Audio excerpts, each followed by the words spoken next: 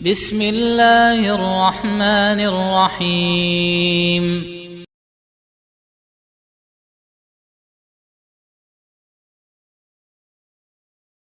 Bagaimana caranya agar kita mendapatkan ampunan di bulan yang penuh berkah ini? Ada 5 syaratnya. Syarat yang pertama sampai ketiga dijelaskan dalam hadis Bukhari dan Muslim dari sahabat yang mulia Abu Hurairah radhiyallahu anhu. Rasulullah sallallahu alaihi wasallam bersabda, "Man shama ramadhana imanan wa ihtisaban, ghufira lahu ma taqaddama min dzambih." Barang siapa berpuasa Ramadan karena iman dan mengharapkan pahala, akan diampuni dosa-dosanya yang telah lalu. Wa man qama ramadhana imanan wa ihtisaban, ghufira lahu ma taqaddama min dzambih. Dan barang siapa melakukan sholat tarwih di malam bulan Ramadan, dalam riwayat yang lain di malam Lailatul Qadar, karena iman dan mengharapkan pahala, maka akan diampuni dosa-dosanya yang telah lalu. Perhatikanlah jemaah sekalian hadis yang mulia ini. Rasulullah sallallahu alaihi wasallam menjelaskan kepada kita 3 syarat menggapai ampunan. 2 syarat yang lain di hadis yang lain insyaallah akan kita sebutkan. Syarat yang pertama harus beramal. Apakah amalan yang sifatnya umum, yang berlaku di luar bulan Ramadan maupun di dalam bulan Ramadan? Dan amalan nomor 1 adalah tauhid, yang kedua adalah sholat. Maka dari itu, orang yang berpuasa tapi tidak sholat, tidak ada gunanya dia berpuasa. Kenapa? Karena meninggalkan sholat adalah kekafiran. Rasulullah sallallahu alaihi wasallam bersabda, "Al-ahdu alladhi bainana wa bainahumus shalah, faman tarakaha faqad kafar." Perjanjian antara kami dengan mereka adalah sholat. Barang siapa meninggalkan sholat, maka dia kafir. Kemudian amalan yang khusus di bulan ini, yaitu puasa dan sholat tarwih, dan amalan-amalan lain yang dianjurkan di bulan ini, seperti membaca Al-Quranul Karim, memperbanyak sedekah, terutama memberi makan kepada orang yang berpuasa. Maksudnya untuk makan sahur dan makan berbuka. Syarat yang kedua, amalan itu dibangun di atas dasar imanan, dilakukan berdasarkan iman,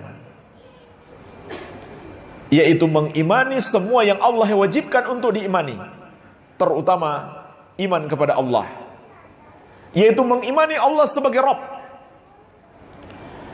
sebagai Rabb yang menciptakan, yang menguasai dan mengatur seluruh makhluk, pemilik nama-nama yang maha indah dan sifat-sifat yang maha mulia, dan sebagai satu-satunya yang pantas disembah, yang terkandung dalam kalimat La ilaha illallah.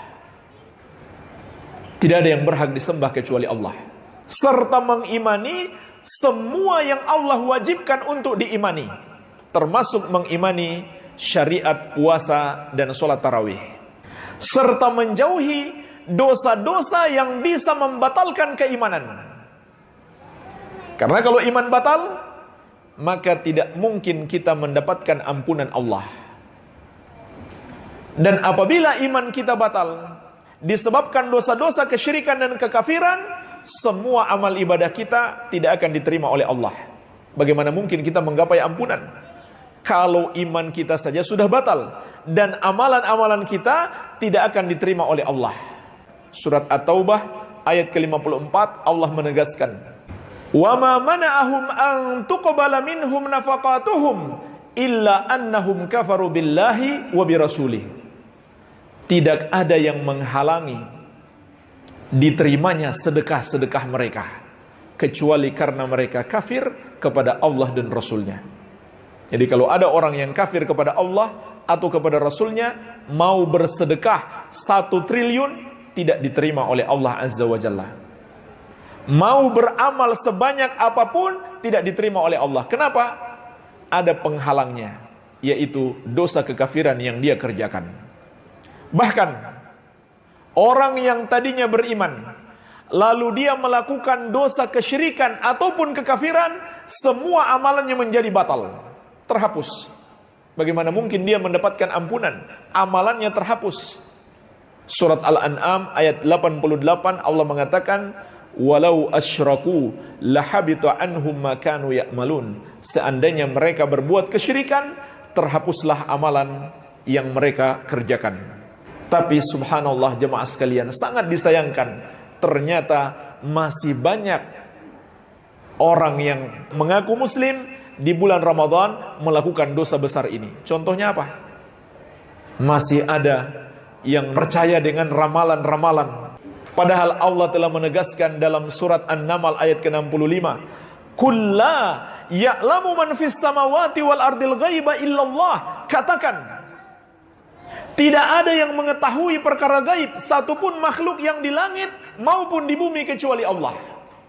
Bagaimana mungkin kita bisa tertipu dengan orang yang mengaku punya indera keenam, dengan orang yang mengaku anak indigo, dengan orang yang dianggap paranormal alias tidak normal, dengan orang yang dianggap sebagai orang pintar padahal dia orang yang paling bodoh.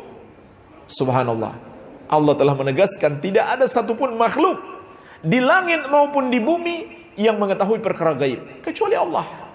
Masih ada pula orang yang mengaku muslim tapi hatinya lebih bergantung kepada jimat-jimat. Padahal Rasulullah SAW menegaskan, man 'allaqa tamimatan faqad asyrak. Siapa mengenakan jimat, maka dia telah mempersekutukan Allah. Masih ada pula orang yang mengaku muslim, percaya dengan hari baik, hari buruk, masih percaya primbon, masih percaya feng shui untuk mencari tahu mana yang baik, mana yang sial, angka baik, angka sial. Padahal Rasulullah SAW menegaskan, man raddathu atiratu an hajatihi faqad asyrak. Barang siapa yang dihalangi untuk melakukan hajatnya oleh takut sial, maka dia telah berbuat syirik. Begitu pula yang mengaku muslim berdoa kepada selain Allah, menyembelih untuk selain Allah, bergantung hati kepada selain Allah. Padahal itu semuanya ibadah, maka tidak boleh dipersembahkan kepada selain Allah. Dan masih banyak contoh yang lain jemaah sekalian. Dosa-dosa syirik yang membatalkan keimanan serta menggugurkan seluruh amalan. Syarat yang ketiga, masih dalam hadis yang sama, Nabi SAW mengatakan, ihtisaban, mengharapkan pahala. Mengharap kepada Allah agar dimasukkan ke dalam surga dan diselamatkan dari api neraka. Dan itulah hakikat ikhlas. Yang rendah itu jemaah sekalian, riya dan sum'ah. Itulah yang tercela. Yaitu kita beramal tidak murni mengharapkan pahala, tapi ada terbetik sedikit dalam hati kita. Sedikit saja, enggak banyak. Lalu kita biarkan sampai selesai ibadah. Apa yang terbetik? Keinginan untuk dipuji orang. Itulah namanya riya atau sum'ah. Riya itu artinya mempertontonkan amalan agar dipuji orang. Kalau sum'ah memperdengarkan amalan agar dipuji orang.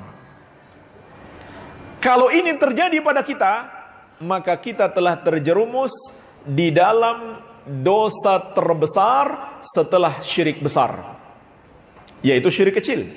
Syirik kecil itu adalah dosa terbesar setelah syirik besar.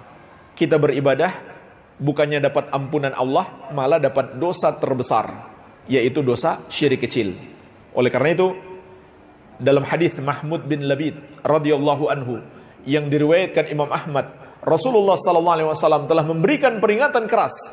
Akhwafu ma akhafu alaikum syirkul asghar fasuila anhu faqala riya. Yang paling aku takutkan menimpa kalian adalah syirik kecil. Beliau ditanya, apa itu syirik kecil? Itulah riya. Syarat yang keempat, ittiba kepada Rasulullah SAW. Sebagaimana Allah tegaskan dalam surat Ali Imran ayat ke-31.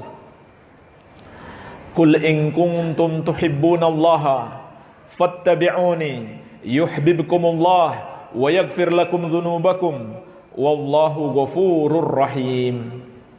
Katakan wahai Muhammad kepada umatmu, Kalau kalian benar-benar mencintai Allah, ikutilah aku. Ikutilah Rasulullah sallallahu alaihi wasallam. Yuhibbukumullah, barulah Allah akan mencintai kalian.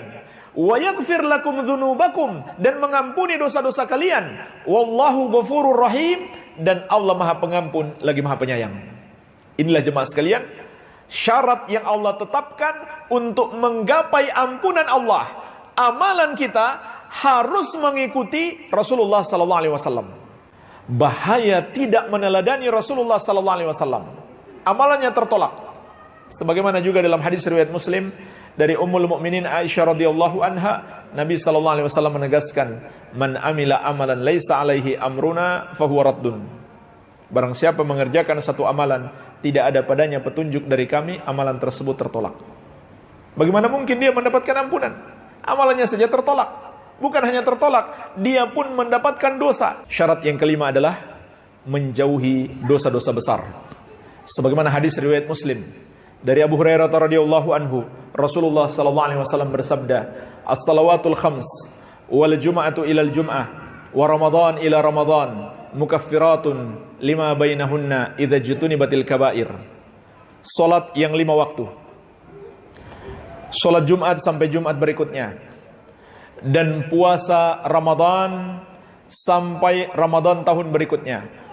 Semua amalan-amalan itu, kata Nabi sallallahu alaihi wasallam, adalah penghapus-penghapus dosa yang dilakukan seseorang di antara waktu-waktu tersebut, tapi dengan syarat idza jutunibatil kaba'ir, apabila dosa-dosa besar dijauhi. Bagaimana cara menjauhi dosa besar? Yang belum dikerjakan jangan dikerjakan dan jangan mendekat. Yang sudah terlanjur dikerjakan, segera bertobat kepada Allah Subhanahu wa taala. Kalau kita belum bertobat dari semua dosa-dosa besar, maka itu akan menghalangi kita mendapatkan ampunan. Walaupun kita harus paham tentunya bahwa tobat itu bukan hanya di bulan Ramadan. Jangan sampai ada yang berbuat dosa menunggu Ramadan baru dia mau tobat. Jangan sampai ada orang yang berbuat kesalahan kepada orang lain, tunggu Ramadan baru dia mau minta maaf. Ini kesalahan besar, karena kita semuanya tidak tahu kapan kematian datang menjemput kita. Apakah kita masih akan berjumpa dengan bulan Ramadan atau tidak? Maka tobat itu adalah kewajiban sepanjang hayat kita. Bahkan tobat itu, kata para ulama, bukan sekedar wajib, tetapi al-wujub 'alal faur. Kewajiban yang harus dilakukan segera. Namun jemaah sekalian, tidak kita ragukan lagi, bulan Ramadan adalah kesempatan terbaik untuk bertobat.